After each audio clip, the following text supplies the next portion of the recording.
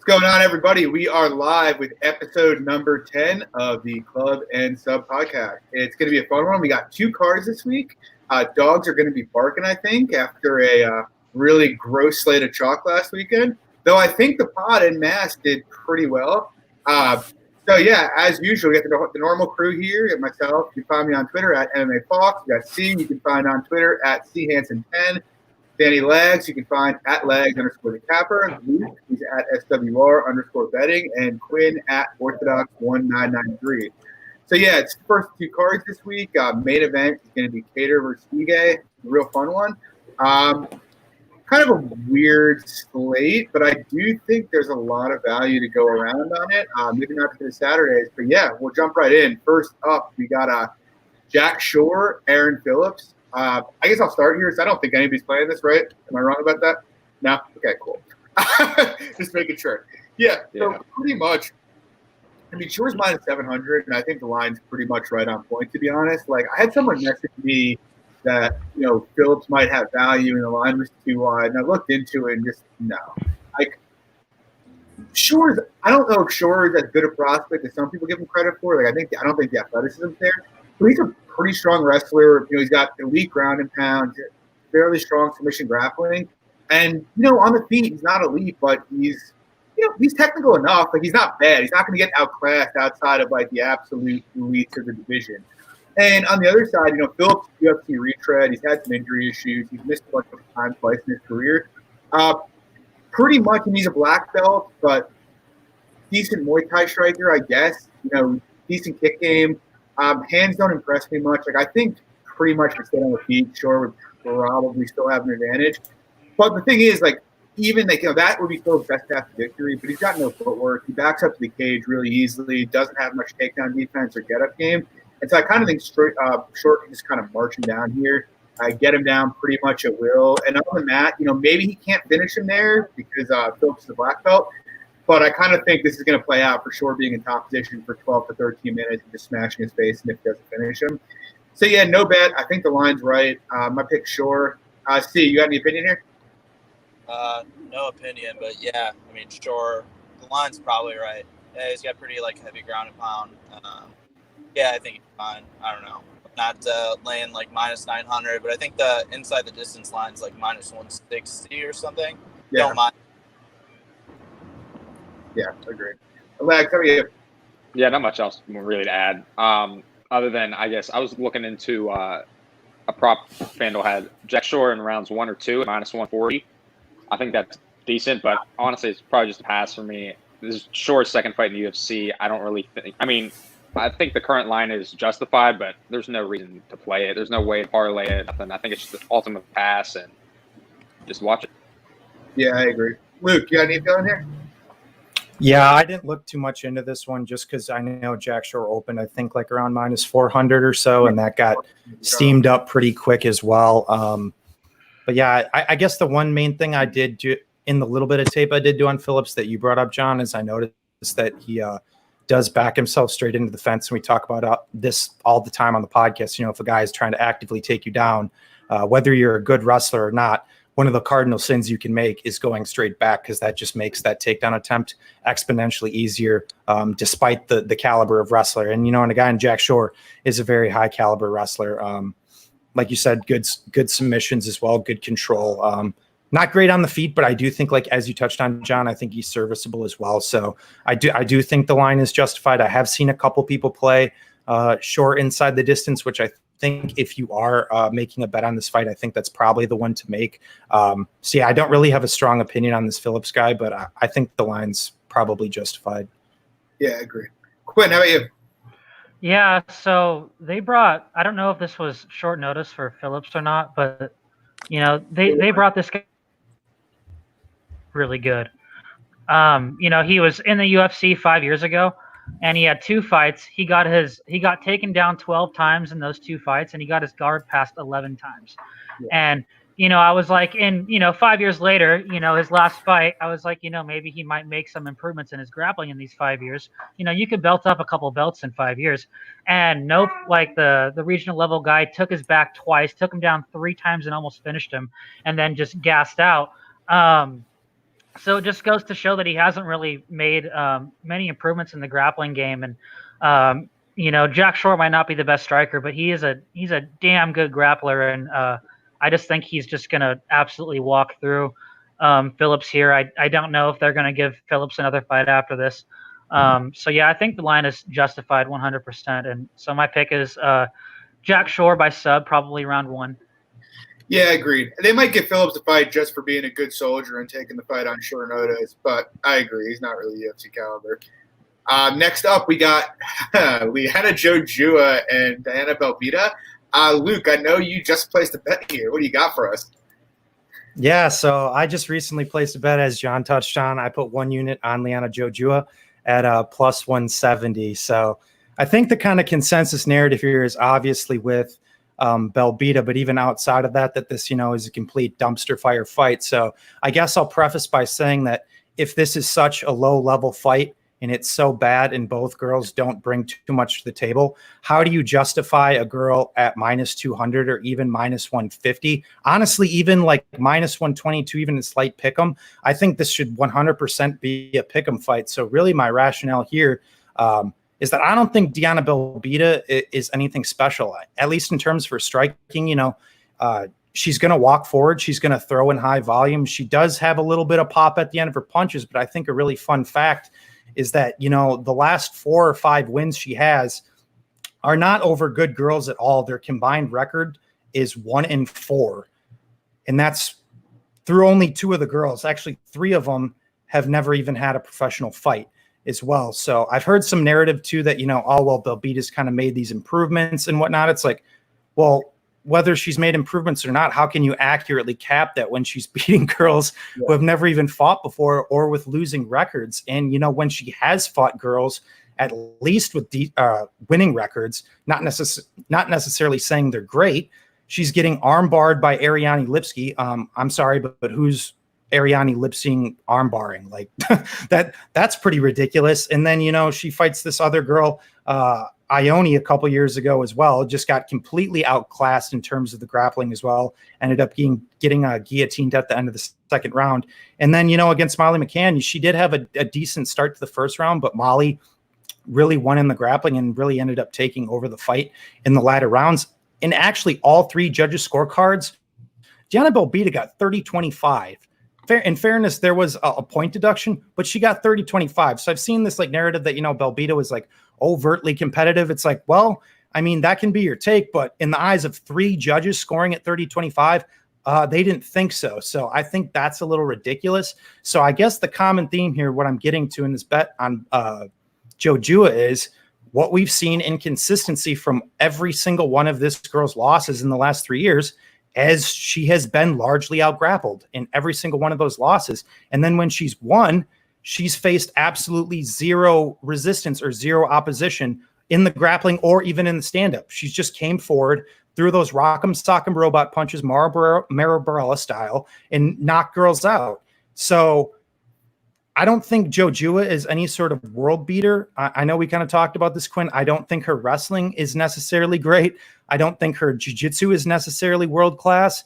But at least when it comes to the grappling in this fight, Liliana Jojua is going to have a massive advantage on the ground. And we even saw in the Molly McCann fight, she gave her back up multiple times in that fight. And, even with, as touched on, Jojua not being the greatest grappler in the world, that's kind of her bread and butter, and that's what she does well. Like, if girls give her openings, she takes them. And even when she's been taken down or controlled, she's really never been controlled for extensive periods of time. She's either swept to get back on top and then either worked ground and pound or got submissions. So I know probably most people don't have as strong of a opinion on this one as me, whether you're on my side or the other side, but I just don't know how you can put a girl like Diana Belbita at minus 150 or even better at having it get steamed to minus 200. So I know this is a low level women's MMA fight, but you're going to give me plus 170 on a girl who has a massive advantage on the ground against a girl who has no grappling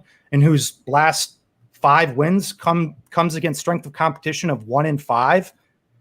Get the fuck out of here. I'm taking that all day. I'll lose this bet all day. I don't care. Like, that's you want to talk about assigning value to a fight?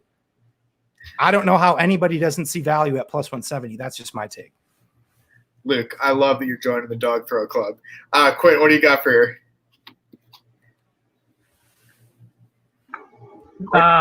There you go. Yeah, sorry, I'm here. So, yeah, this is a really, really shitty fight. I totally see your point, Luke. I think you're getting the value side 100%. I think if you're playing Belbita at the line that she's at right now, it's absolutely you're going to get burned on it most likely. I'm really not impressed with both girls. I mean, Belbita hasn't really like leveled up her jiu-jitsu, her ground game at all. And I'm really not impressed with Jajua's ground game at all either. I mean, she doesn't really have the best takedowns in my opinion. She doesn't really look to pass. And that just screams like pass to me in my opinion. I mean, she's had a few subs from armbar, and I know Belbita's been subbed there. But that's in my opinion, that's a pretty fluke sub to go for. So yeah, no play for me, but I definitely agree. If you're playing this fight at all, the value is 100% on the dog here. Yeah, so I don't have a ton to add. I think Luke and Quinn pretty much hit the nail on the head. I'll say this, just a couple. I mean, these are more narrative statements than anything else. But like when I hear people throw around the term auto fade, it's like no, like that's fucking retarded. Like I honestly like when I hear auto fade, I think probably auto value next fight the next time they're out there because everybody takes that approach. Like we break down fights based on specific matchups. Like this is. Saying someone's an auto fade is just a ridiculous comment. And then when I look at this fight, I've seen people say WMMA is where the most value in the sport is. Now, I don't know if I necessarily agree with that, but I will say this. They say that because someone like Diana Belbita is currently sitting at minus 200. Like, she is ass. Like, whether she wins this fight or not, like, she may, but she's not very good. She's got really poor submission grappling, whereas, Joju is not the female Demian Maia, but she was, I'd say, a competent submission grappler. Like, yeah, sure. If Belbita was tragic. if Belbita was even, yeah, I would I'd play Belbita at evens here, but she's not. And to imply what is that 70 or 67% like win probability for a girl who's shouldn't be in the promotion against a girl who can at least moderately grapple and will attempt takedowns. And we've seen Belbita look absolutely awful on her back. Like, we'll get into McCann a bit later, but I don't really rate Molly McCann's grappling, and she was abusing her on the ground. So yeah, I think taking a flyer on a plus 170 here in what is one of the lowest level WMMA fights we'll probably see in the UFC period because of COVID. I like it, Luke, and yeah, I mean, it's dog or pass for me. I'm not playing it, but yeah, that's what I got. Lags, how about you? And real quick too, I just want to make a quick point. Every one of my takes here, this is all with the disclaimer that this is extremely low level women's MMA too. I'm not claiming that Joju is a world beater or whatnot. It's a low level WMMA fight, which I think also brings in the variance question that you talk about if you're betting on an Invicta or whatnot as well. So you give me those plus 170 numbers. Just want to throw that out there too. And yeah, what Lock of the Night said also, just real quick, tape index, if you don't have it, is absolutely incredible. Makes your job way, way easier. Lags, what do you got in this fight? Yeah, I mean, I guess not much to add, really. I mean, Luke touched it all. I mean, the value side is definitely on Jojua, but just to be honest, I don't have the balls to play Jojua. It's such a low level. It's such a low level women's MMA fight that I'd rather just pass. But I think a sneaky good play could be the under. I feel like either Jojua finds a sub, or if this fight stays standing long enough, Belbita could find maybe a TKO. But ultimately, pass, low level fight. And Luke, I wish you luck. Yeah, I played the fight doesn't go to decision as well. So if Belbita comes in here and sparks her, I like that. They're both. I played the fight doesn't go to decision at plus 160. So I think I even almost have a decent hedge there if Belbita just does put it on her on the feet. But I think honestly, Jojua subs her. I think I'm going to cash a nice little 3+ units on both those plays. And I guess to add real quick, Jojua by sub is plus 500 currently. Magic played her. Did he? sub. I might plus 500. You said plus 500 on FanDuel. Yep.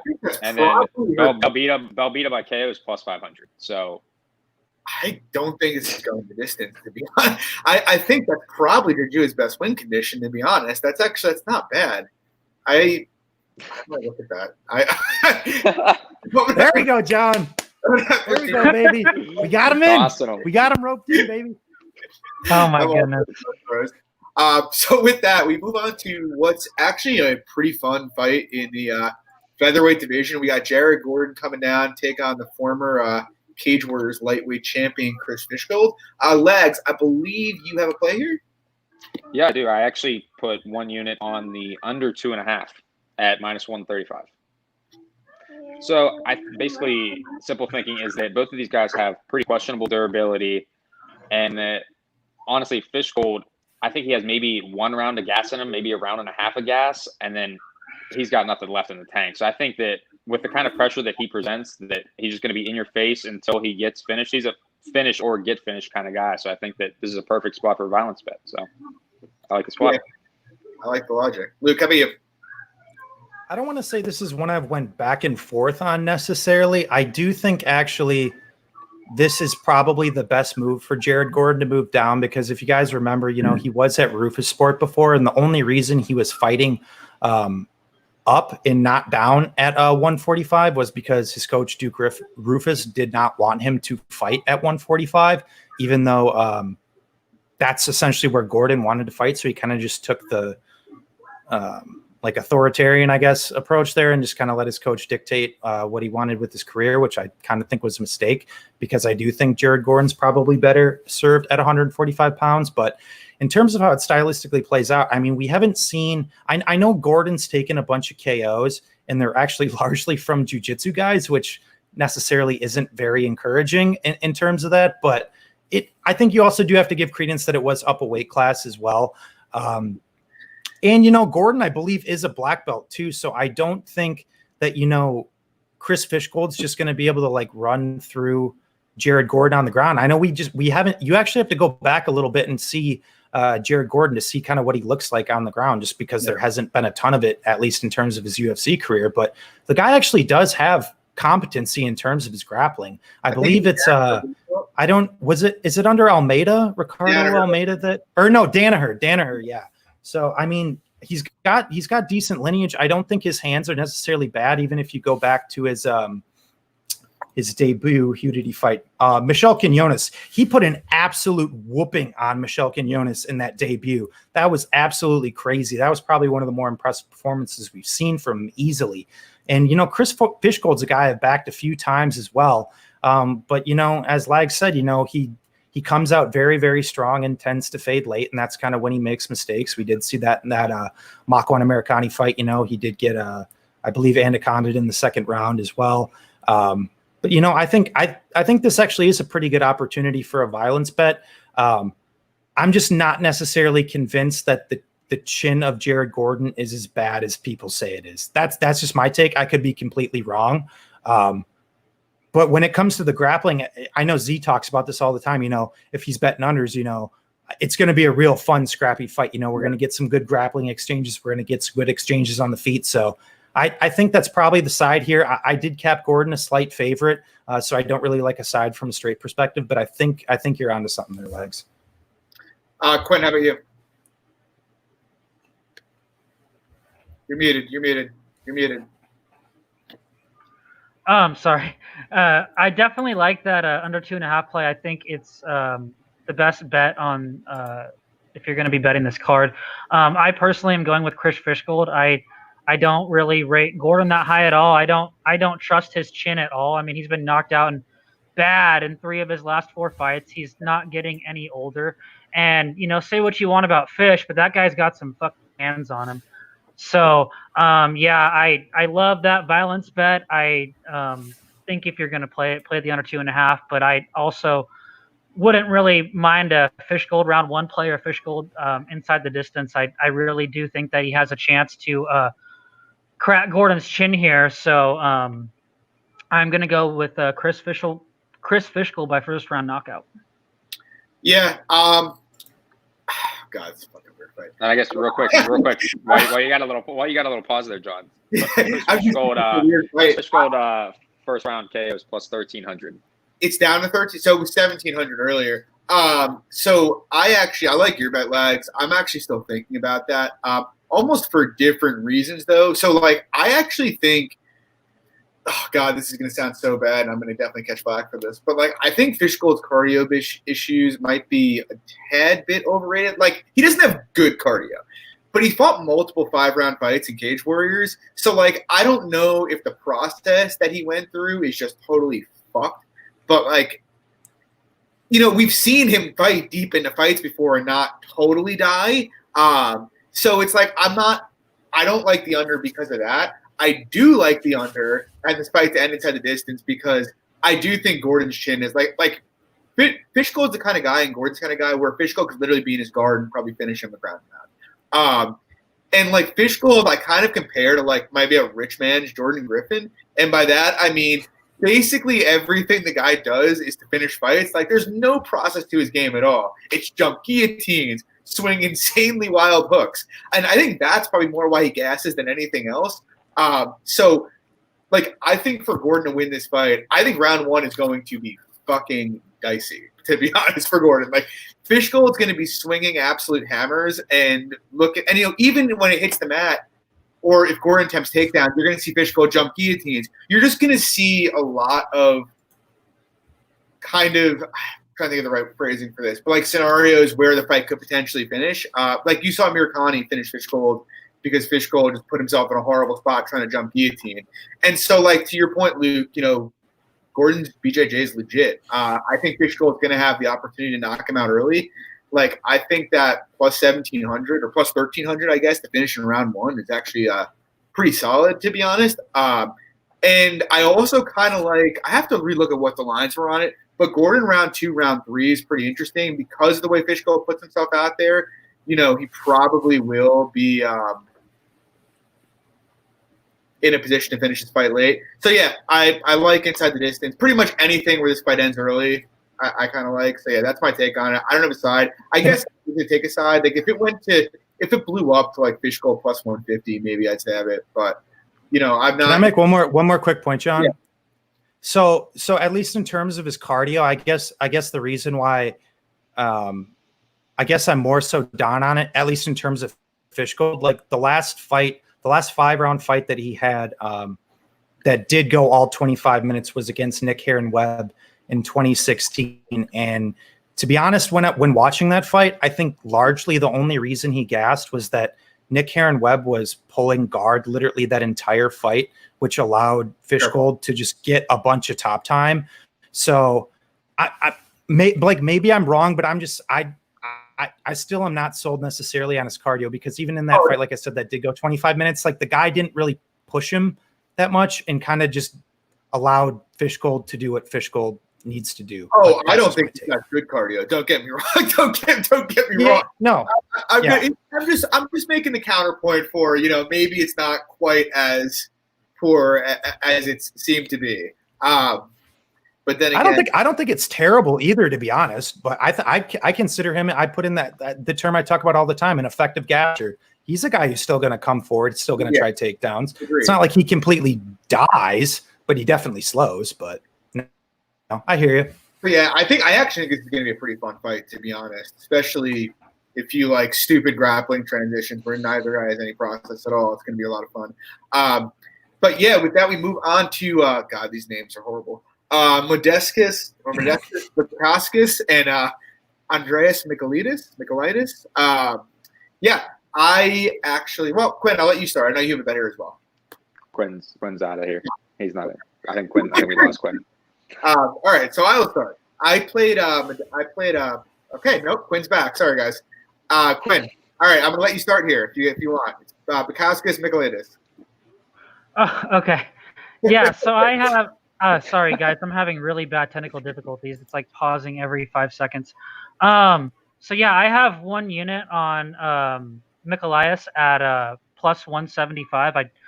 I didn't want to play that all week because I don't know. I just chalk, but man, I went back and I watched Bukakis, and I'm just not impressed with this guy at all. I mean, he's pretty low volume on the feet. He's really flat-footed. He has really no footwork at all, and he can't grapple. Like he has zero takedown defense.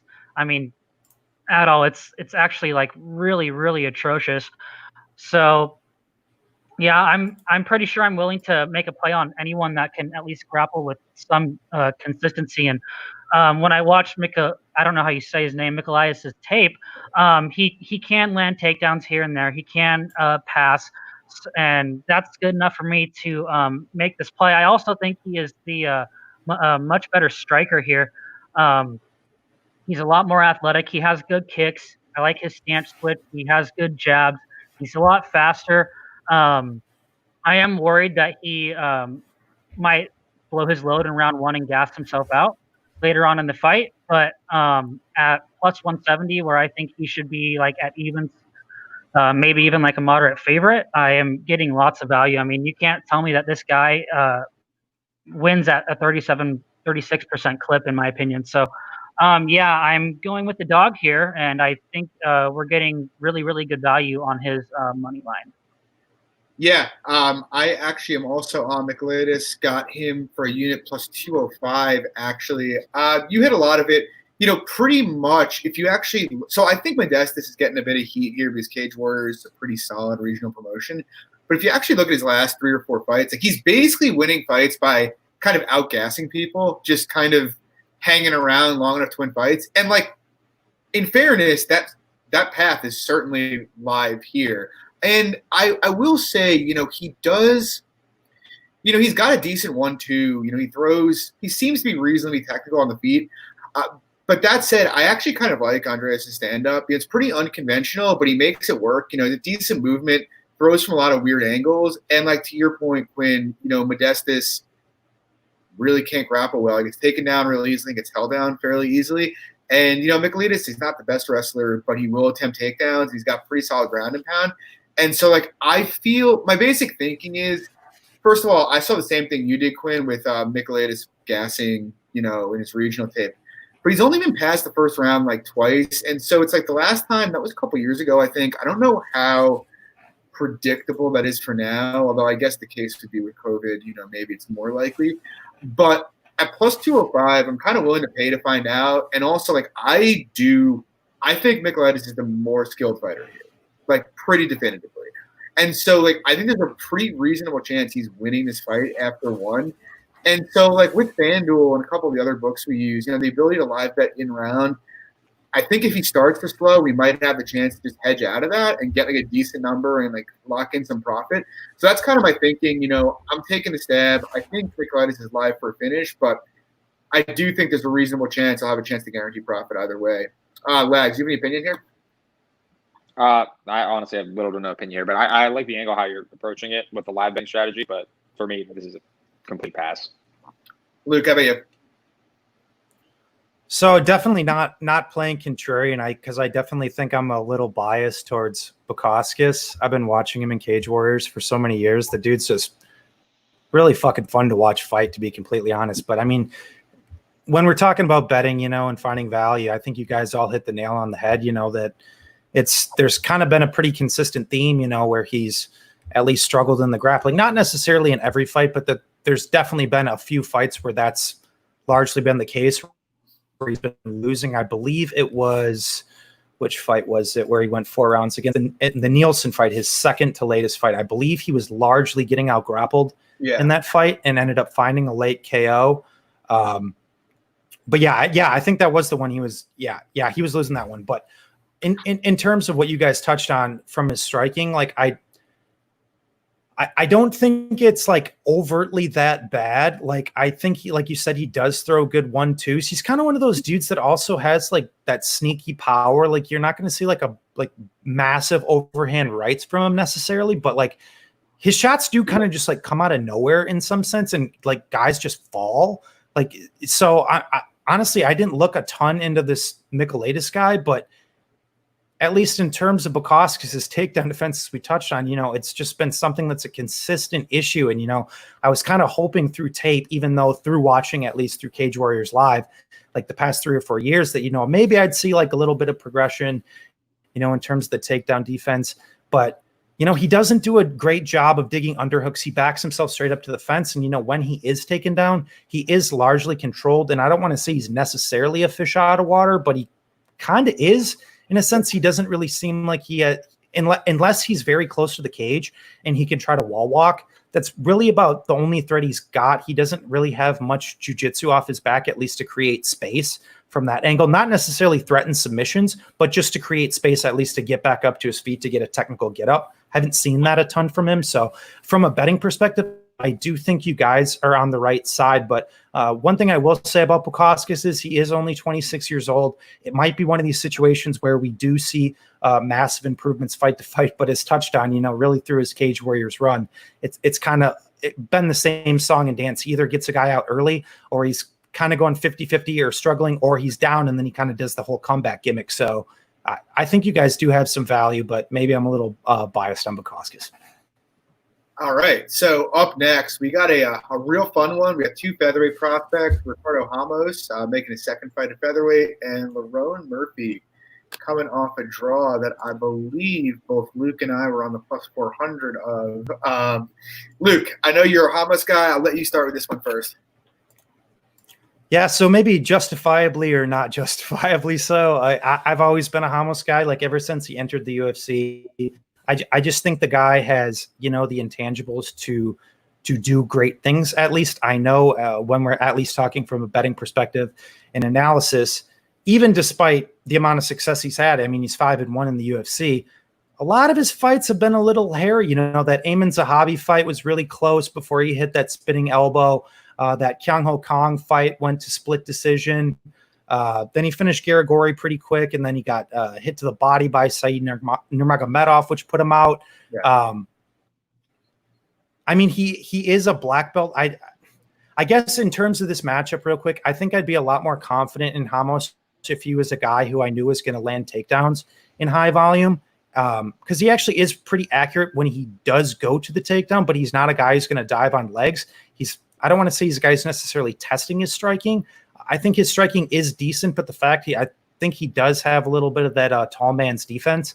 And we've seen him get caught quite a few times and hurt, and even hurt to the body as well. So, but then moving to Murphy real quick, I don't want to say I'm not high on the guy. I think the guy's just a little bit of a question mark for me. But one thing I will say, at least in that Tukugov fight that I know a lot of people will disagree with me on, I think he clearly lost that fight. I do not think it was a draw. I think he clearly lost that fight 29-28, if not 30-27. And I know a lot of people will disagree with me there. But so a little bit of a controversial take. But I mean, the guy has a what's that? You got to throw strikes to win fights. Tukugov ended 4 when you're not 3. Yeah, but see, the interesting thing about that fight, though, was like, I don't think there was anything that Murphy, like, even though he quote unquote outlanded him on paper, I don't think there was anything that Murphy did that was overtly significant on the feet to justify getting controlled for a majority of those rounds. So, we'll all disagree on this till the cows come home. I'm not someone who sits there and says like, control should win rounds. I'm not saying that at all, but my point was just, I don't think Murphy did enough on the feet to justify him getting controlled for like 3 or 4 minutes at a time, but that's here nor there. At least in terms of this fight, I think Ramos needs to be extremely careful because Murphy does throw heat.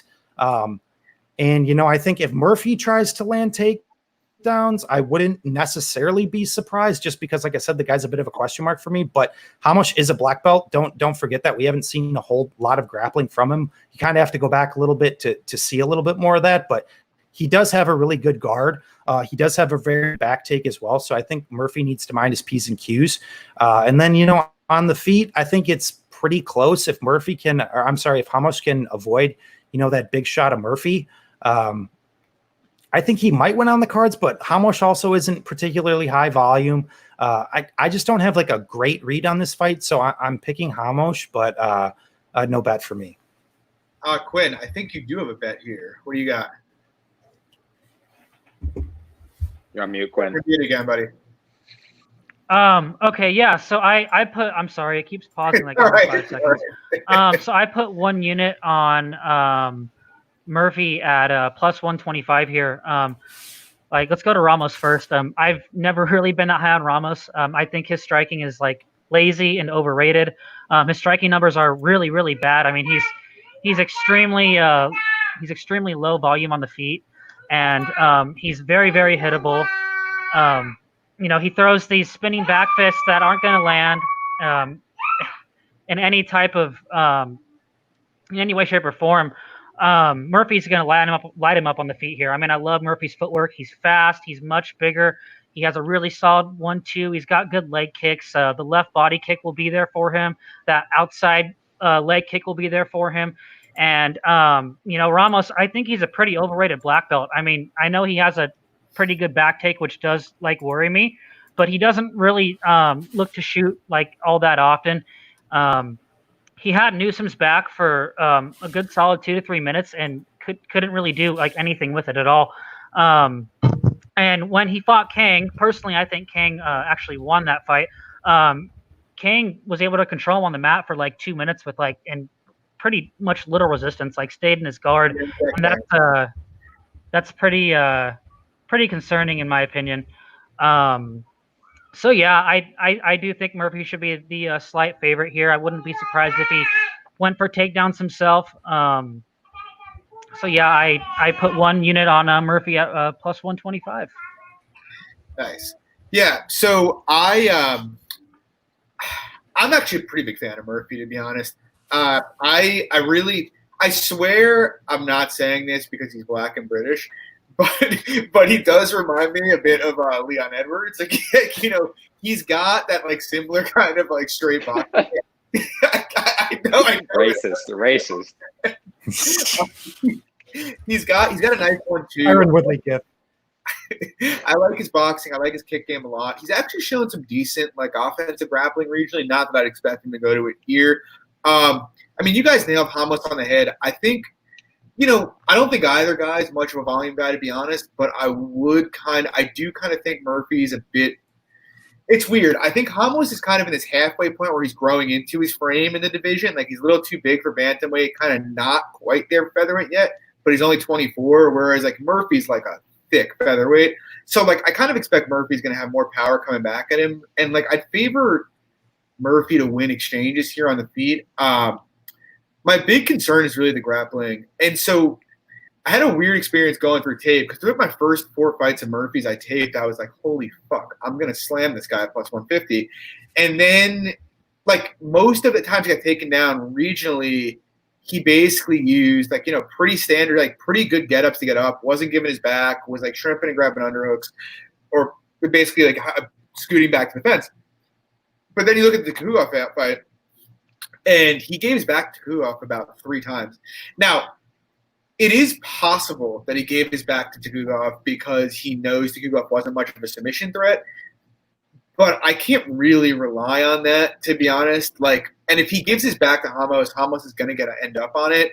And so, like, that's a huge concern for me because if Ramos is up in his back, like, Quinn made a good point. He didn't finish Newsom there, and maybe he won't finish Murphy from that position.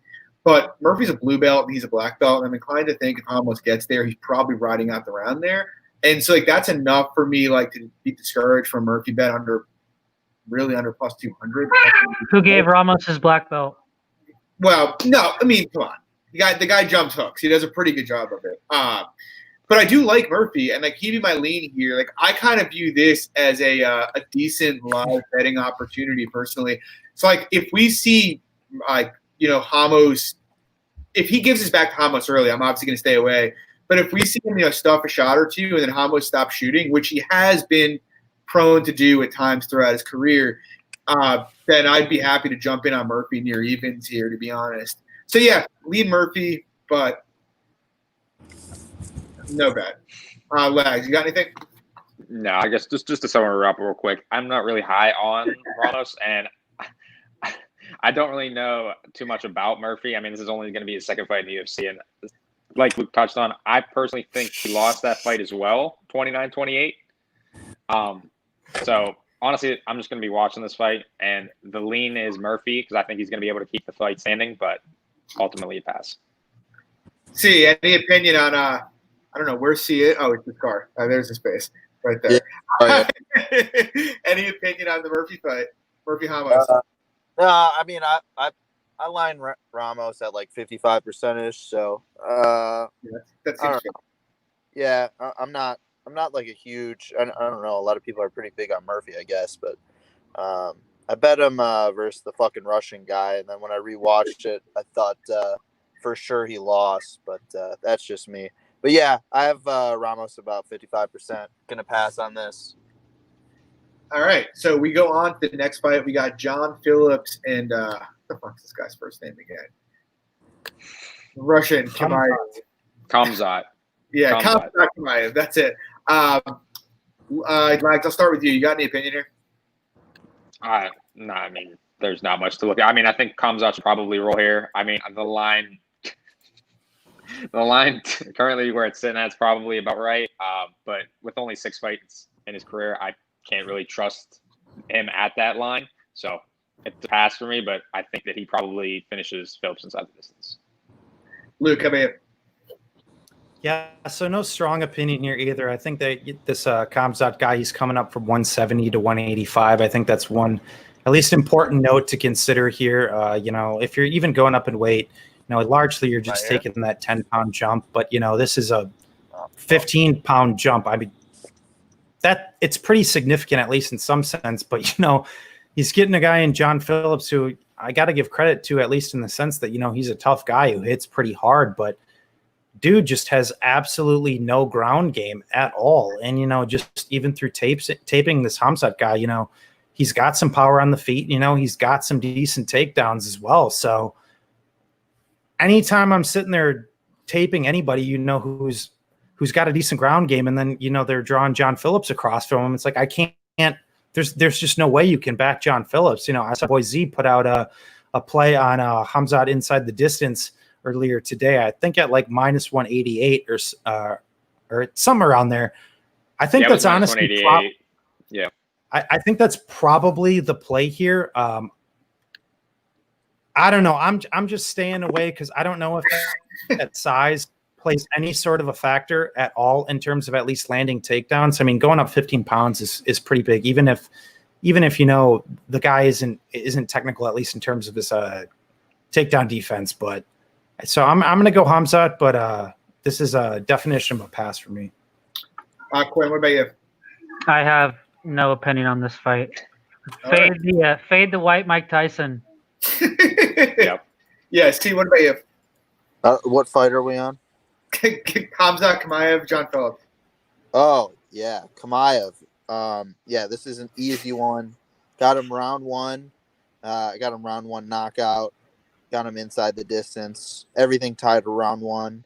We talked about this before. I had fucking Dusko pretty big before that fucking piece of shit pulled out. Fucker.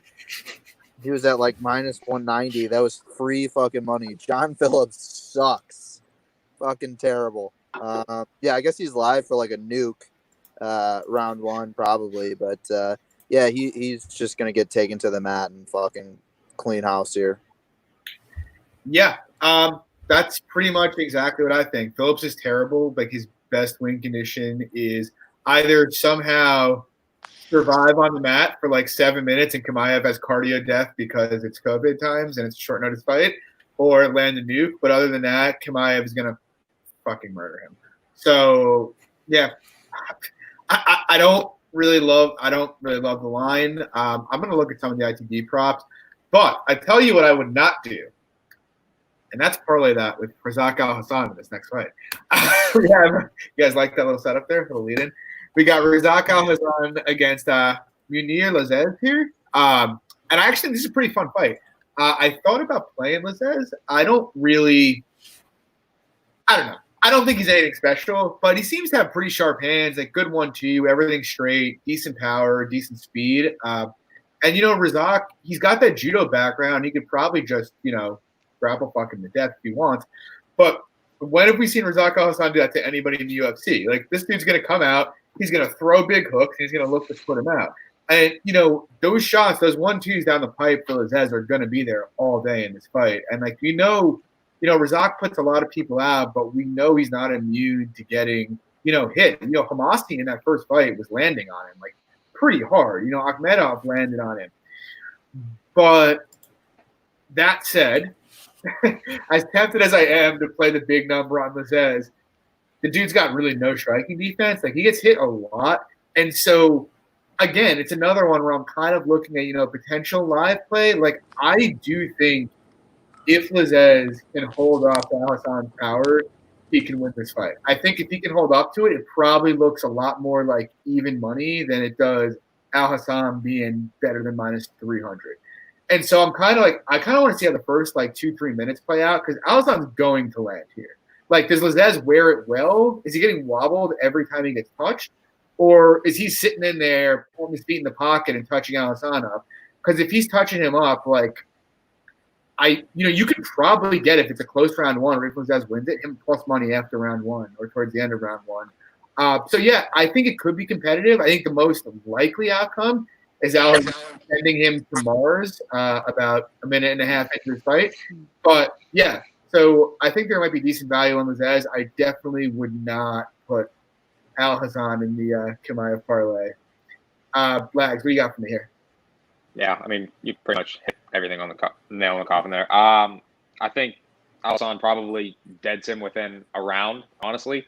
But I there's no way you could play him at this current number, minus 330, minus 340, with all the questions coming around here, missing weight, everything with the I think one of the scandals that he's currently going into. I'm not really going to touch on that, but I just think there's a lot going around in his head that I really can't trust the minus 300 and him coming off a layoff as well. So it's a pass. You shouldn't be parlaying him at this number. I mean, maybe the knockout prop, anything, but no. Yeah, it's a pass. One other thing before I pass this to Luke, I meant to say, sorry, Luke. But we talk about a lot of times, you look at pro sports like football, basketball, baseball, whatever, and we cap, home teams as generally give them an edge at home. And we do that because, partially fans, but also partially, travel, time difference.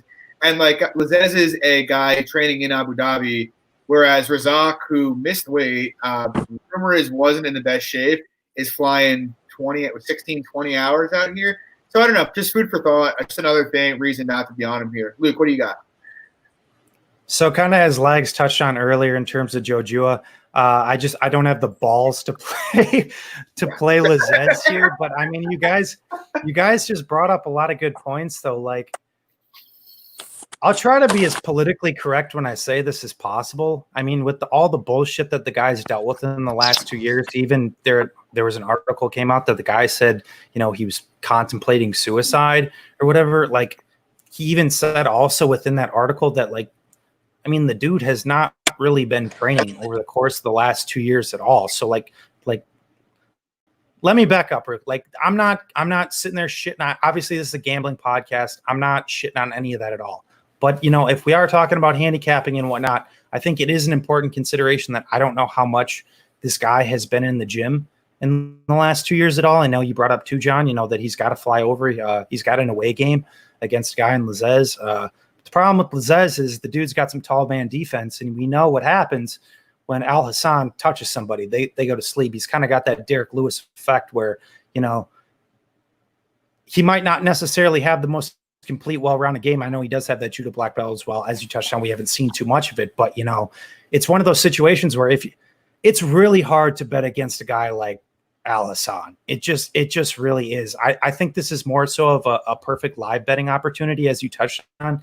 If Lizez is able to get out of this first round, I think that first round is going to tell us at least a decent amount of what we need to know. But as touched on as well, Razak touches you, lights out. So props to anybody taking the shot on Lizez. I definitely would not advocate a bet straight on Alhassan or a parlay here. So I'm going out on the cliff. I think Lizez survives the early onslaught, and I think he takes over. Yeah, agreed. Quinn, how about you? Quinn, go first. This is a hard fight to call. I mean, I haven't really been. I don't think I've ever bet Alhassan in his career. He's just way too hittable, and he relies on his power to get the job done in pretty much every fight. And I actually kind of like Lizez. I like his striking a lot. I like his length for the division. It just all depends. Can he take those shots? Because if he can if he can take those shots, like he's most likely gonna like end up taking over the last part of this fight. But it's just like you guys have all touched on, like can you trust the guys shouldn't to take the shots of Alisson? I don't really know.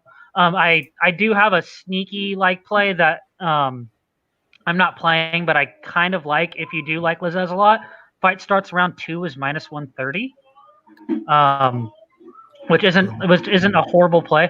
So yeah, there's just not much else to say for me here. I'm gonna pick Lizez, but I just don't trust it enough to bet it. Yeah, I hear that, Quinn. So you got an opinion here? El Hazan has been training, just for everybody's information, for the last 3 years in Dallas. He just hasn't been at Fortis. They haven't let him in, but he's been training with his coach before Saif. So I wouldn't be too concerned about that, to be honest. I know he's been in the gym pretty much every single day, just from somebody I know at Fortis.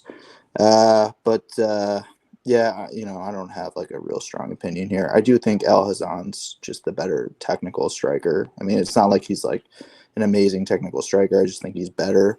And yeah, I think he's going to work the body and fucking drop him round 1. So just going to go with the consensus there. But yeah, I mean, he's not Francis Ngannou or anything. But, if you want to fade old age, I would just say take the over. Rather than anything else, I would just take the over 1.5. Yeah, I agree. All right, next fight up. I think a lot of us have action on this. Molly McCann, Taila Santos. Luke, you turned me on to this about a week and a half ago. So I'll start with you here. Yeah, so I played Molly McCann for 2 units at plus 100. I guess my main reasoning here is I know we kind of touched on it, not definitely a direct comparison to Joshua Belbita, but I think our girl Taila Santos here has a bit of a padded record. Before she stepped foot on the Contender Series, I believe her combined record of opponents over 14 pro fights is 7-11-1. I'll say that again. Over 14 pro fights, 7-11-1. I think that's the biggest definition of a padded record you can have here. But in terms of how it stylistically plays out, Santos, she's a girl who's going to try to sit there and play the range game, throw kicks, straight shots. She's not overtly high volume, not super pressure heavy. And this is ultimately why I think Molly McCann's an absolutely terrible matchup for her. So, I'm not someone who's going to sit there and say Molly McCann's the greatest fighter in the world, but what I will give her credit for is I think she's made significant improvements in her game. She originally comes from a boxing background, and really where she struggled early on the early points of her career was the grappling. I'm not saying she's 100% sure that up, but she has taken grappling matches. We have seen her actually go offensive in terms of her grappling, as we touched on in that Belbita fight as well. And so I think really where this makes this such a bad matchup for Santos is that Santos is a girl who really needs to succeed when an opponent gives her space. And I just don't think Molly McCann, or at least what we've seen historically from Molly McCann, is a girl who's going to sit there and try to point fight with you for 15 minutes from the outside. She's not going to do that. She will take shots to get into range, but she's going to land shots too as well. And I really like the fact that she is, as I touched on, mixed in her wrestling and improved grappling to some extent, and to at least make it these really tough, gritty fights. And I don't think that Santos holds up in those type of matchups. So when I saw this line, honestly, I was absolutely shocked. I was completely shocked. I thought Molly McCann would at least be minus 150. I know it sits there right now, but at least I don't remember what the open was exactly, but I think it was pretty close to pick'em. And FanDuel, Thank God, had plus 100. I don't know if any of the online books had that, but once again, thank you, FanDuel. But yeah, so as I touched, I just think it's a really bad matchup for Taila Santos. I think really her only win condition here is a knockout. She's not winning this fight on volume because Molly's going to be in her face even despite getting hit. She's also going to hit Taila Santos, and I think she wins in the grappling as well. So I think plus 100 was an absolute gift if you could get on this earlier. Like I said, it's minus 150 now, so I think that's kind of right where it should be. So I think the value's gone, to be honest. But if you got on this one early, I think Molly McCann was a really good play. Yeah, agreed, Luke. Quinn, what do you got here? Yeah, so I have one unit on Molly McCann at minus 115. I completely agree with everything Luke is saying. She opened up at like minus 300. So it was nice to be able to get her at this line. Yeah, I just think she's a bad matchup for Santos here. I mean, she's going to double her up on volume. She's going to walk her down. She's going to get in her face. She's going to box her up. She's going to be able to push her up against the cage and mix in her wrestling and at least hold her there. I mean, it was really concerning for me that Barella was just pretty much able to hold Santos up against the cage for a pretty significant amount of time. And Molly has a semi-decent body lock up against the cage. So yeah, I think this is a pretty bad matchup for Santos. She's also really green, and I don't trust her fight IQ at all. I mean, she has a clear advantage on the feet her last fight, and she initiated grappling like multiple times. And I do know that Molly trains under 10th Planet Jiu-Jitsu system, and I did see that Santos likes to work that rubber guard, and if you have enough training with that, like it's pretty easily avoidable. So yeah, I think she's gonna have a lot of success in the feet. I think she's gonna land some takedowns here. I think she's gonna be just the all-around busier, better fighter, and I think she's gonna get her hand raised with the unanimous decision. Yeah, see, what do you got here? See? Any opinion? All right. Yeah, he's probably muted. I guess it's muted. I just muted him, but oh, there he goes. All right, so I also muted on McCann. I picked it up even money. Thank you, FanDuel. So brief tangent, because like I've seen a couple people say this now, and like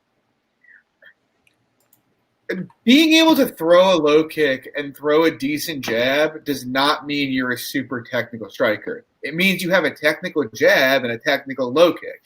But so like when you're watching Taya Santos, like yeah, she throws a straight jab.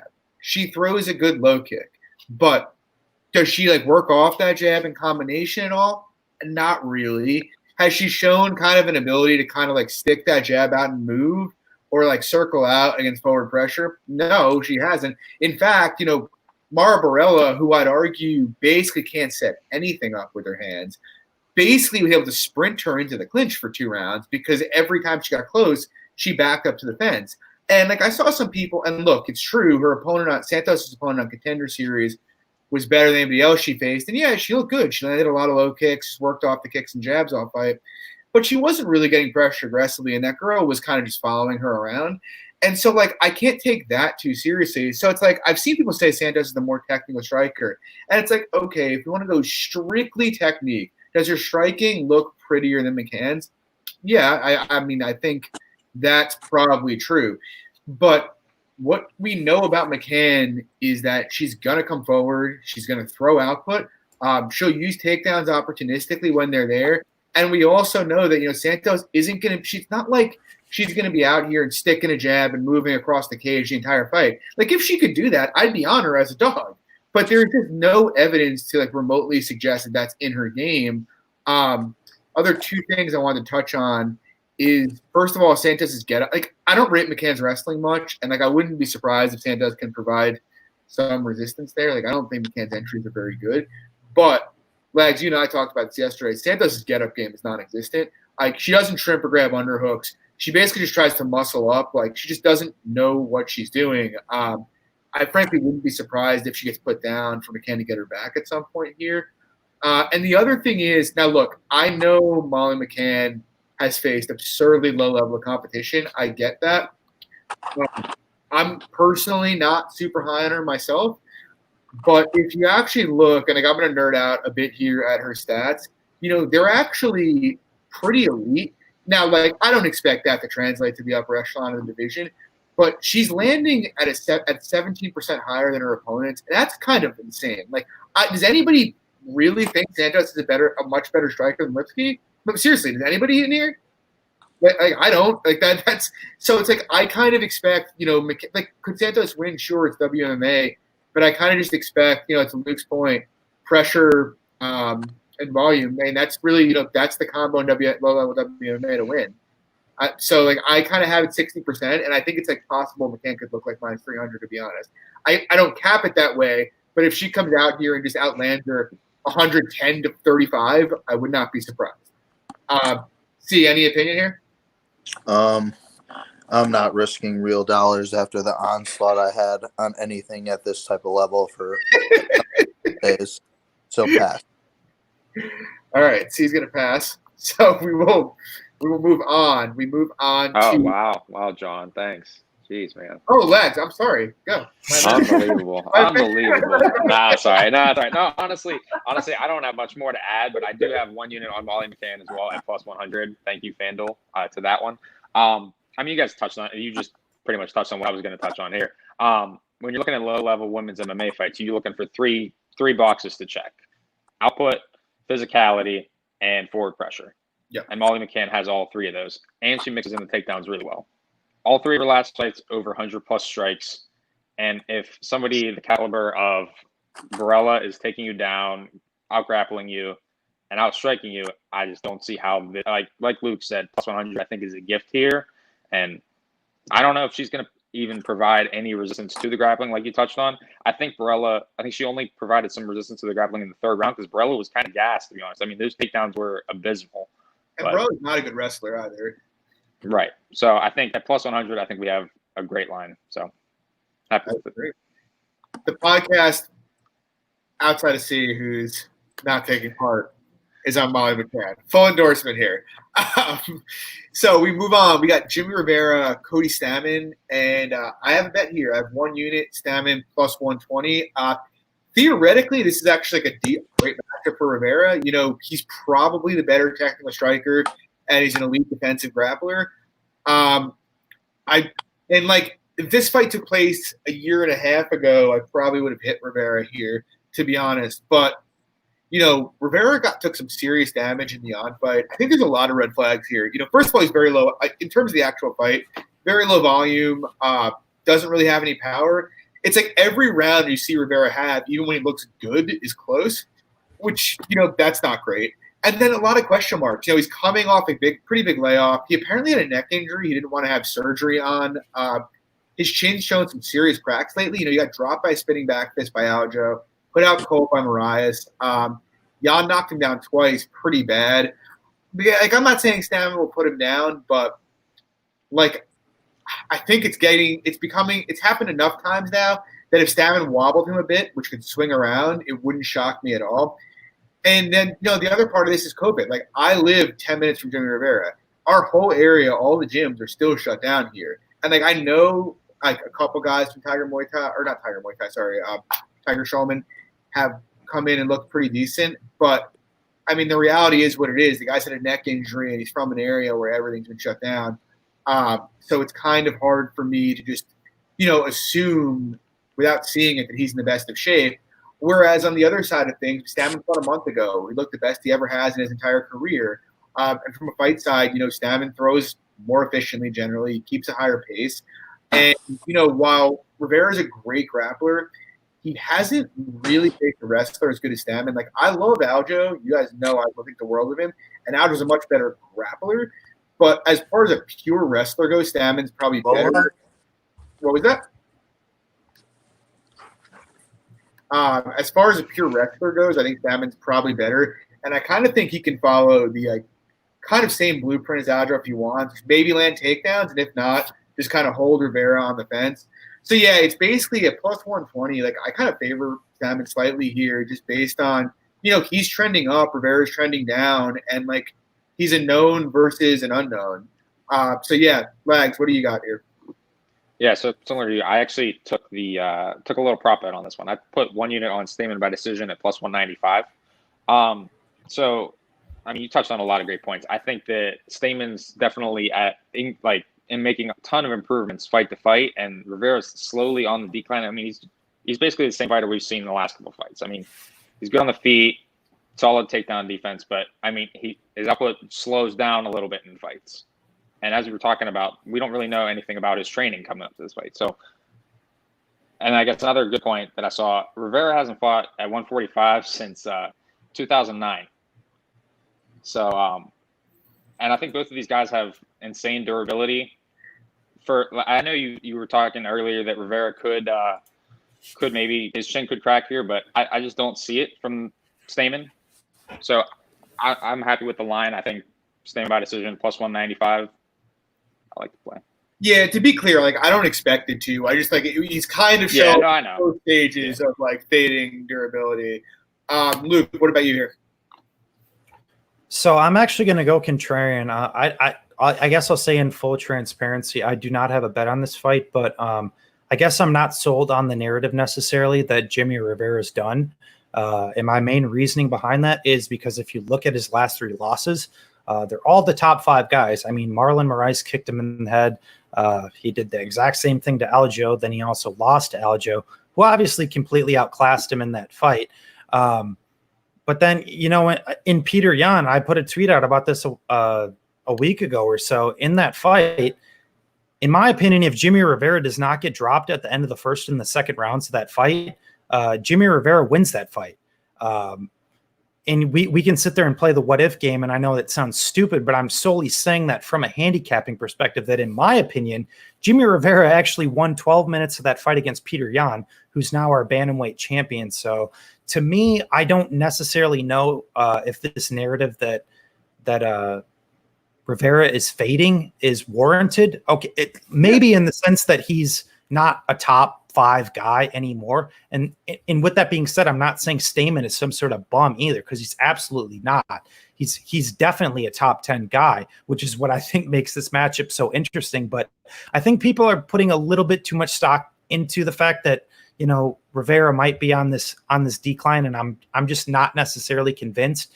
And another important component into this fight as well is that, Jimmy Rivera has showed 95% takedown defense, if I'm not mistaken as well. Like he's really never been out-grappled or controlled by anyone, and he's fought some very accomplished grapplers in the past as well. So I think with that being said, I don't think you can necessarily assume Stamen has a ton of success in the wrestling.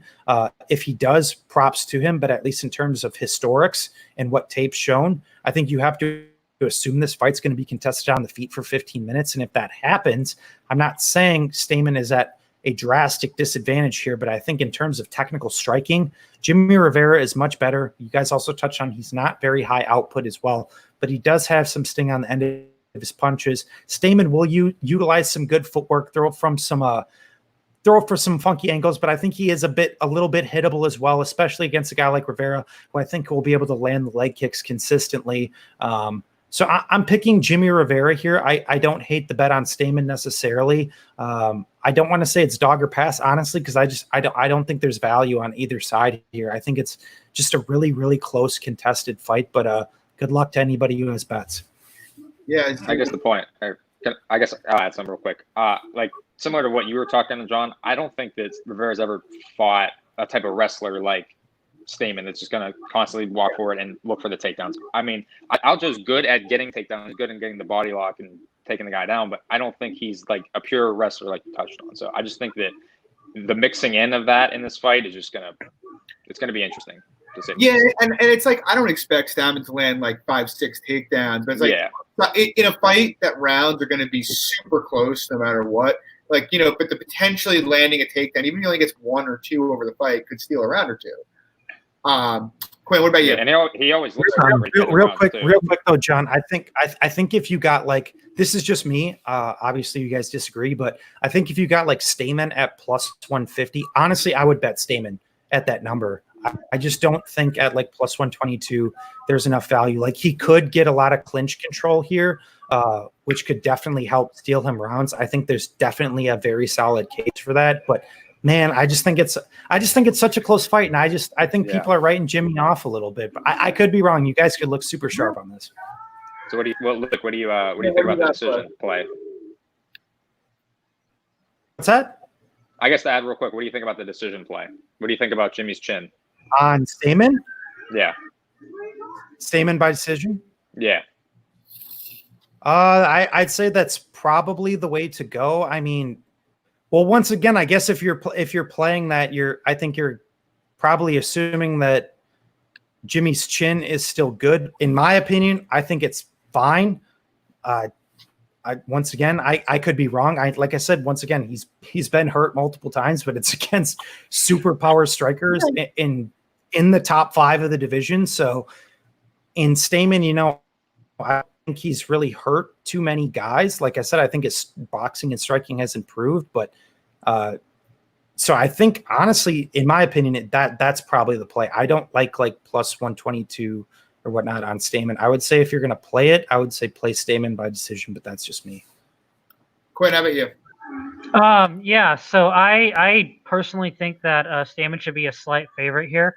The whole COVID thing, like with Jimmy, really, really worries me. I mean, that, and like you touched on him not training, he's not getting any older here. I don't know if the move up to 145 is really going to help his cardio here. Cody's going to walk him down. He's going to put a pace on him. I don't necessarily think that he has to land takedowns here in order to win. I mean, Cody beats him in pretty much every striking metric on the feet.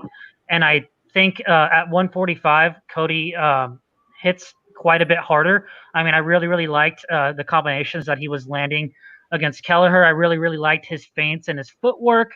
I like that he was cutting off the cage as well. I really do think that he's making a ton of improvements, and I do think that he can hold Jimmy up against the fence for an extended period of time. And if you mix those in, I mean, that's a recipe for him winning rounds, in my opinion. I mean, Jimmy is pretty low volume. I mean, I know he has good technical striking, but he's really gonna get outworked here, in my opinion. So I cap him at a slight favorite. So I think I'm getting value on him at plus 115. This is my fight of the night. I think it's going to be a absolutely fantastic fight. And I don't necessarily think that Jimmy is shop worn. I just think there's a ton of red flags here. And if you're playing him, you really need to take those into consideration, especially the COVID and especially his lack of training. So yeah, I'm rolling with Stamen here. Yeah, let's bark. Let the dogs roll. Yeah, agreed.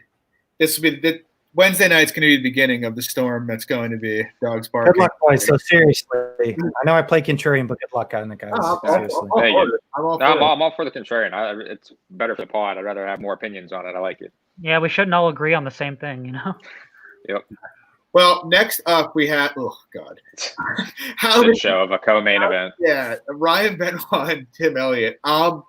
Does anybody bet anything here? Anybody want to start with this? Anybody have a strong opinion? I was thinking about betting the fight doesn't go to decision, but I passed on it. Yeah. Okay. Yeah. I guess that would be my only lean too. I mean, you can't be trusting Tim Elliott. I know a lot of people. Rivera's gonna school Cody. Oh my God. Hey. Unless Rivera's completely shot, yeah, he's gonna work Cody on the feet for sure. I don't think Cody's gonna output him. It's not. I mean, Jan didn't. I don't see why Cody would. I don't think Cody has tremendous amount of power. Rivera's really technical, good counter puncher, throws the leg kick. Yeah, and Jimmy's takedown defense is legit. If there wasn't so many random circumstances regarding training and whether or not he's shot, and I think you said something about his neck injury, yeah, I'd play Jimmy. Yeah, I'm kind of with Luke on this. I think it's Jimmy's not getting a ton of respect here, but the line's probably right. We'll see, but there are those training circumstances, and there is the fact that even when he's looked good, he's rarely really beaten anybody badly. You know what I mean? He made Dotson look like shit. I watched the fight last night. He didn't look that great. I mean, he looked way better, but it wasn't like he was out here putting it on him. He landed 60 strikes in 3 rounds. But John Dotson is a tough guy to fight for. No, anybody. I don't disagree. But I'm saying even that fight, one or two a combination here or there would have stolen rounds. Is my point. That's a high variance fight. Yeah, it was a close fight. Yeah. Yo, I think you can say that. Who outlands Dotson by that much outside of Nathaniel Wood? Nathaniel Wood? What? Nathaniel Wood did before he got knocked out. He outlanded him by 6 strikes. Did he? I think he outlanded him in both rounds. I don't. Either way, Yeah. Point remained. I mean, Jan's the only one who really put it on him. Yeah, Dotson's a tough out, dude. he is. He is. But we move on. I don't know. I mean, and Jimmy let it loose on Pedro too. I don't know. I don't know that the whole outlanding thing on Jimmy Rivera is that great of a take, to be honest. But we'll find out tomorrow. There we go, boys. Woo, you Yeah, want honestly, controversy? I guess Got it. the last thing I'll add to this, I just think it's ultimately going to be a close fight. So at near 2-1 dog odds, I think I'll take the decision prop. I don't like you guys. Yeah. I don't think Jimmy's totally shot, but I just don't think that he's. I think like, he's pretty shot, to be honest. yeah, I mean, I don't think like he's gonna get like Jan or Aljo here in terms of volume Right. by Coach. Yeah. I think it's a close fight. Yeah, we'll see. I agree. We will find out tomorrow, and then we will talk about it Thursday, and someone gets to shit on somebody. So. Anyway, Luke, Elliot Benoit, what were you going to say? I said I was considering the fight doesn't go to decision. Obviously, Elliot's like fought like a ridiculous amount of times recently, so I'm not gonna lie. I didn't put a ton of tape back into Elliot because I think we just kind of know what Elliot is, what he is in 2020 right now. But I did do like a decent amount of tape into Benoit, and I guess my big issue here with him is that he's not a guy who's particularly high output, and we've seen also struggle in the grappling, which is obviously something that Tim Elliott brings. He's also a guy who has not been overtly active as well. If I was doing a 3 Not For Me article this week, this fight would definitely be on it. I definitely we touched on it the last couple of Tim Elliott fights. Tim Elliott is not a guy I can back with a minus next to his number. And then a guy Benoit is just also not a guy I really want to confidently put my hard-earned money on either. So I was hoping, maybe this might be a high action-paced fight. We might see some interesting grappling exchanges. We might see some fun exchanges on the feet as well. But, at flyweight, for a guy as low output as Benoit is, I can't make a violence bet on that. I think he lands less than 3 significant strikes per minute or whatever. So I think it's like, to me, this is just the definition of a pass. How this is the co-main and not the fight we just touched on is an absolute travesty. So the fact that we just had the opinions on the fight we just touched on, and now we're all just kind of like, I personally want nothing. Maybe Yeah. you guys have a different take, but I want nothing to do with it. I don't even give a shit who wins, to be honest. yeah. I'll be honest. Yeah. Quinn, anything for us on this? Yeah, this is a really shit fight. I don't know how I see a lot of people playing Elliot here. And I understand he has some pretty big grappling advantages, but he's on a 4-fight losing streak, and the guy's just a wild man and a complete head case. And he's a huge stump puller. I don't know how anyone could lay money on this dude at minus money at all. I just don't trust him. I don't think I've ever been high on Benoit. I don't really like his game at all. I do like the fact that he's been training with Danaher for quite a long time. Maybe that will level up his game and help him stop Elliott's advances, or maybe catching Elliott in some sort of sub. But to be honest with you, I kind of highly doubt it. I mean, I am going to favor Elliott here, but I just don't know how you can even lay any money on this fight. Maybe if you want a bet, maybe playing the under 2.5 or playing fight doesn't go to decision. But other than that, this is just a really horrible fight, and I don't really know why it's the co-main. Yeah, agreed. See, how about you? Yeah, I don't know how this is the co-main, but I mean, I guess co-mains really don't matter anymore, so whatever. Elliot, I don't know, man. Last fight he just completely gassed. Benoit can kind of crack. And yeah, I mean, like Quinn said, he's been with Donner. There's some people might not take it for much, but Danaher's a living legend. So you go there, I think you improve, and I think he was there for 18 months. Yeah, you definitely improve. Yeah, I know Gary Tonan's cornering him or whatever. I don't know. I'm going to go with Benoit round 3 sub miracle. Yeah, so I pretty much think the line's accurate, to be honest with you.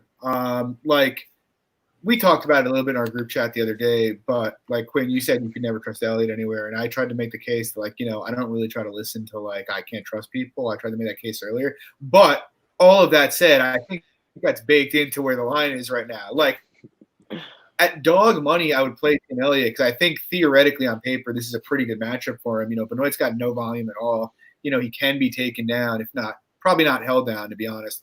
But, like, Elliott's got the potential to win minutes here pretty consistently, except C and I both know, since we both got our fucking asses fucked by him like a month ago. Elliott apparently has a cardio problem these days. And so it's like, I don't know if that's a thing or if that's like, maybe a one-off.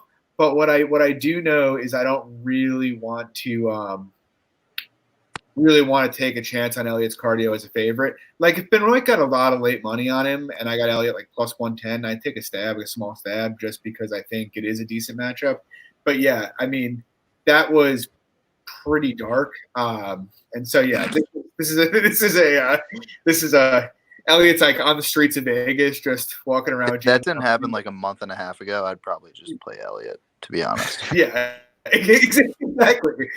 Like, if this fight was the fight instead of Royval, I'd probably be on Elliott for a decent amount of cash at this line. But yeah, not for me. Lags, how about you?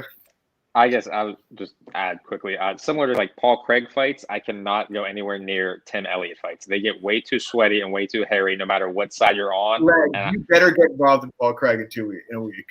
I don't know. I'll look into that later. But I mean, like you touched on, I think the shitting the bed is already factored into this line. I think it's a good matchup for Elliott, but I just don't think you can trust him in this spot as we've seen in the past. But it's a pass.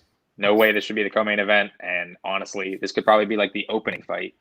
And you could replace this, like, put the Al Hassan fight here just for an absolute like murder in 2 rounds.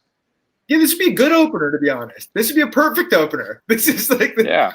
I think Joshua Belbita should be the co-main.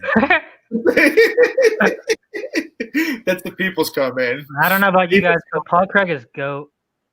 Fuck Paul Craig. So we move on to a really entertaining main event. Calvin Kattar, Dan Ige. Kattar currently minus 305, Ige plus 275.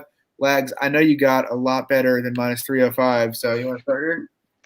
Yeah, so I actually, as you know, FanDuel usually tends to leave those lines out for long enough. I got Calvin Kattar minus 166 for 3 units. So I think at that line, I think there's a ton of value. Calvin, I think he's the future of the division.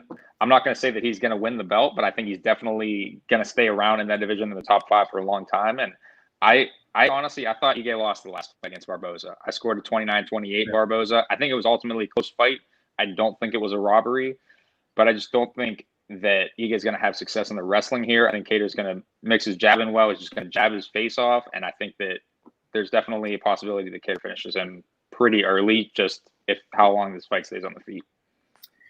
Yeah, agreed. Luke, how about you? I guess I'll touch on real quick. I guess at the current line, I think the only plays you would probably look into would be Kattar inside the distance or Kattar by knockout. I know that's like minus 110, so not a great number, but yep. Luke, how about you? So I've always been a little bit critical of Dan Ige just because he's given away rounds historically. I know I actually did play him against Barboza.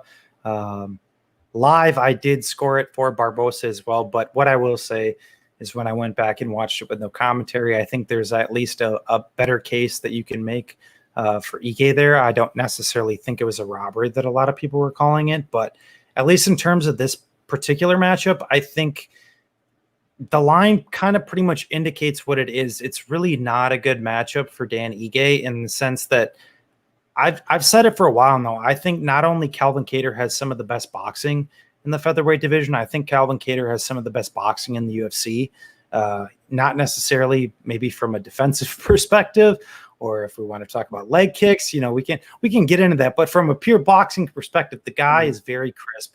He digs the body well. Excellent jab, excellent 1-2, excellent straight shots falling back. Like, the guy's good. And when I saw this matchup announced for 25 minutes, I'm like, I know Dan has proved to be largely durable And Kattar is also largely proven to be durable, but man, I don't see how this goes five rounds, to be completely honest. Like I think that Kattar inside the distance or that Kattar KO prop is probably your best bet here. Like I said, I love Dan Ige, especially as a dog. He's a guy who's going to fight for your money, but we saw him get hurt against Barbosa. We've seen him hurt a couple other times as well.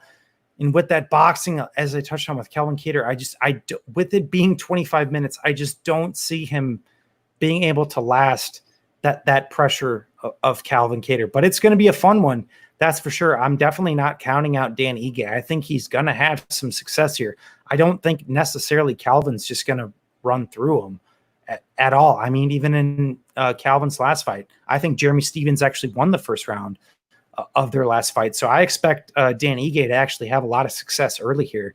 It's more so just, I don't know if that durability of Dan can hold up over the course of 5 rounds. So no bet for me. You guys know I'm not a big prop guy, but I think if my word means anything, I think the KO or the inside the distance for Kattar is probably the bet on this fight. Yeah, agreed. Quinn, how about you? Quinn? Sorry, just keep skipping. I like Kattar here a lot. I have absolutely no play on this fight, but I think he's going to fuck Ige up. I really like your guys' minus 160 play that you got on him. I've been so jealous since you guys announced that. It's like such a good line. I mean, like we've seen Ige struggle in the past with like with like good boxers. Like Arce was having a lot of success landing on him. Aguilar was tagging him with shots, and I think that Kattar is just like so much better here on the feet.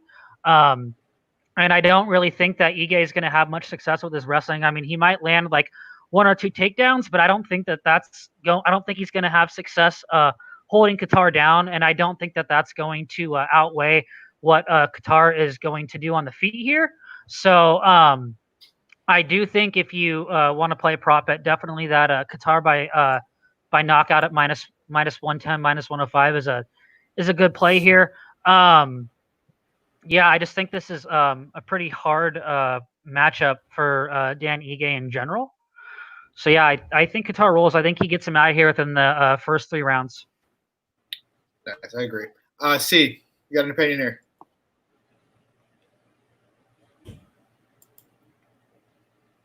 You're on mute, dude. Yeah, I'm mute, C.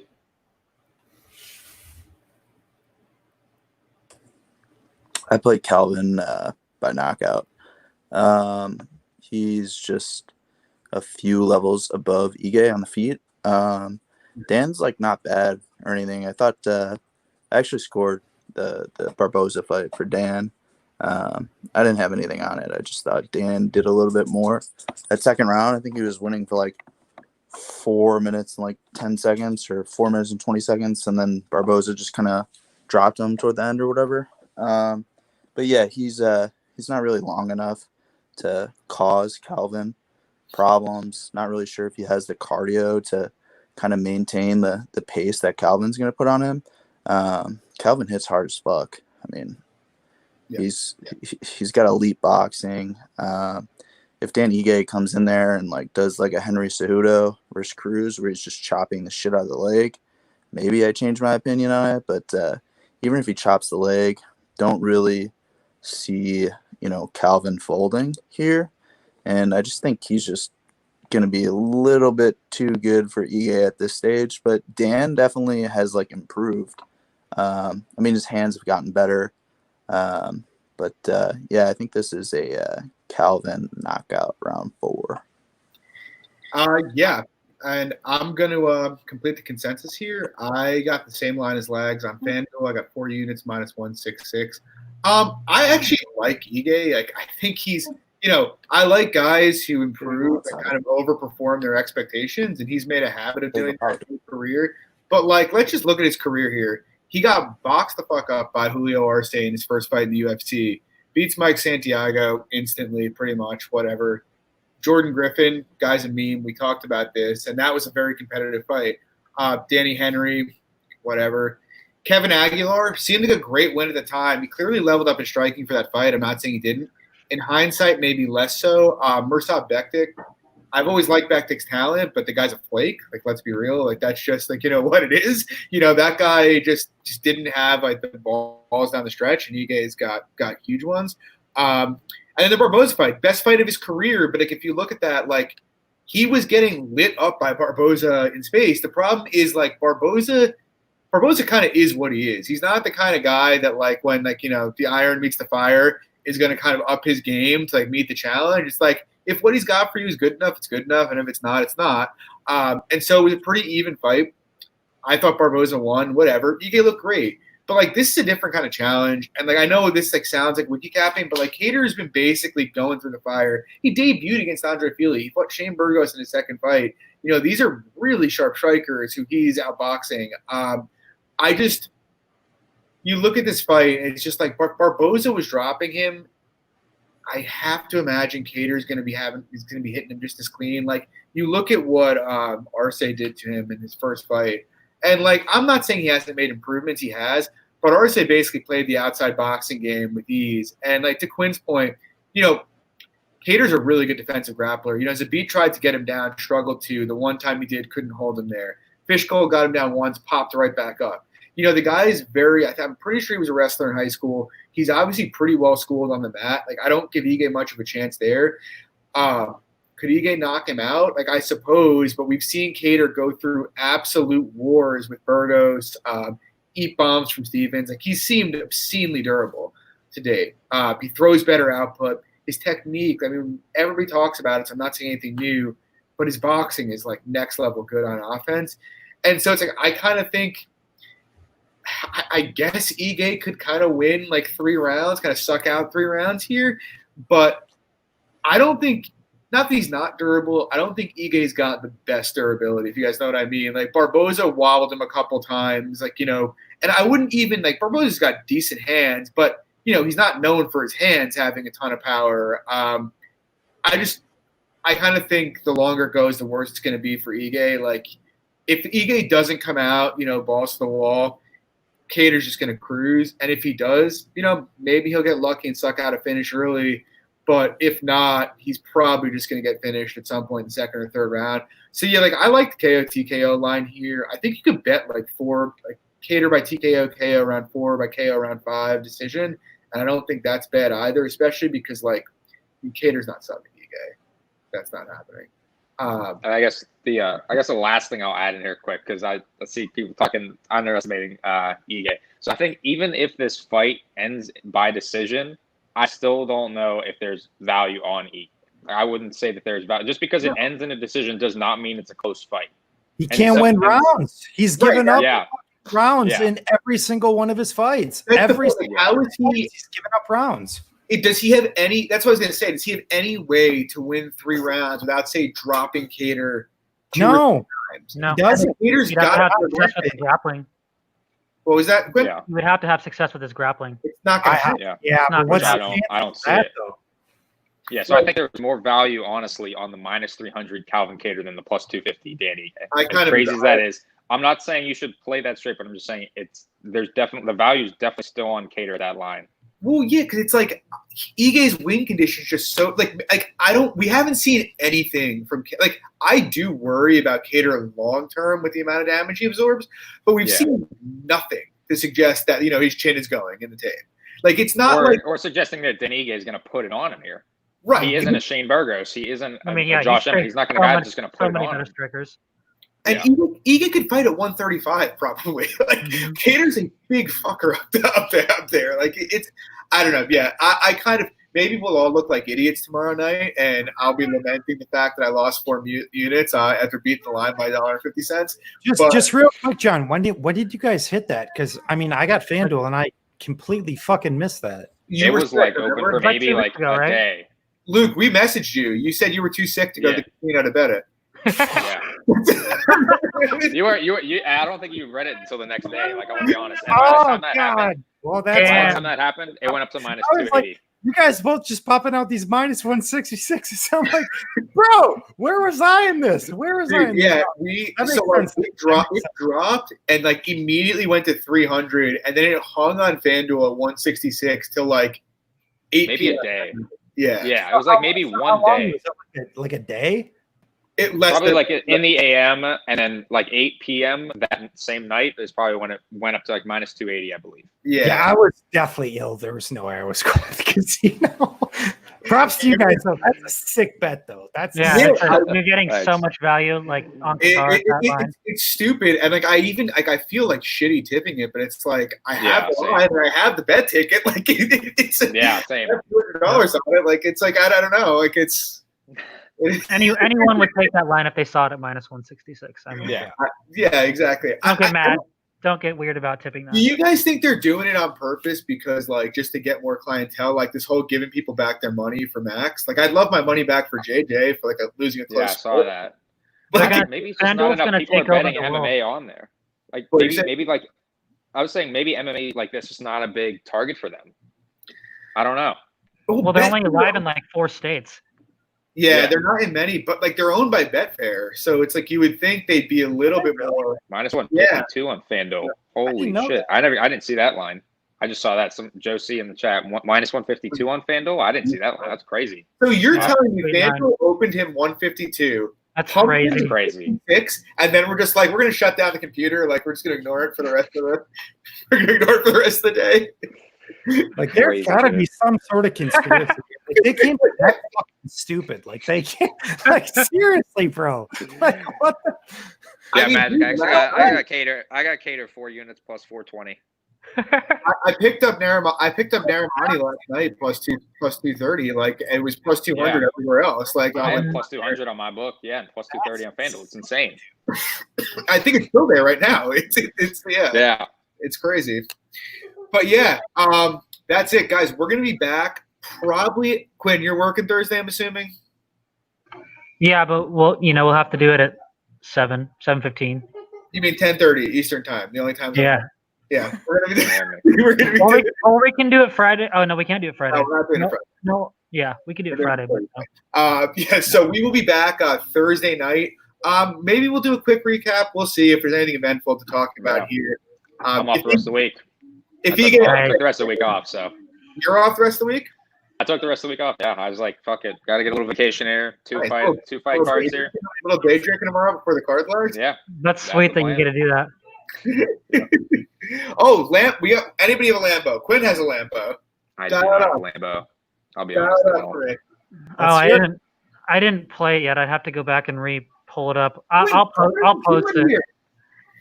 All right, sorry. Hold on. Actually, I think I have it screenshotted. Hold on. Let me. Yeah, I do. Okay. So I have Stamen by points. Jack Shore wins in round 1. Calvin Kattar by KO, and Chris Fishgold by knockout for plus 7,488. Oh my god. Jeez. That's a Lambo and a half, bro. All right. I'll put a quick one together here. I'll look on FanDuel for you real quick. Get a nice one. Yeah, my guy John here, he's on FanDuel as well, I believe. All right, here we go. Chris Fishgold, KO, round 1. Cater by KO. Jojua by submission, plus 16,300. Yay! There we go. There you go. So we're going to close the show with that. We'll be back Thursday night, 10:30 p.m. Eastern. If something eventful happens this card, we'll recap it. If not, we will jump into Saturday. The chalk bettors are getting killed this week. I just want you guys to all know that. Stay away from the big chalk. The dogs are coming. But yeah, enjoy the fights tomorrow night. I'm John Stargary. You can find me Twitter at MMA Fox. That's with Danny Lags _the Capper, Luke at SWR_betting, and Quinn at Orthodox1993. Have a good night, guys. Enjoy the fights tomorrow. Take it easy.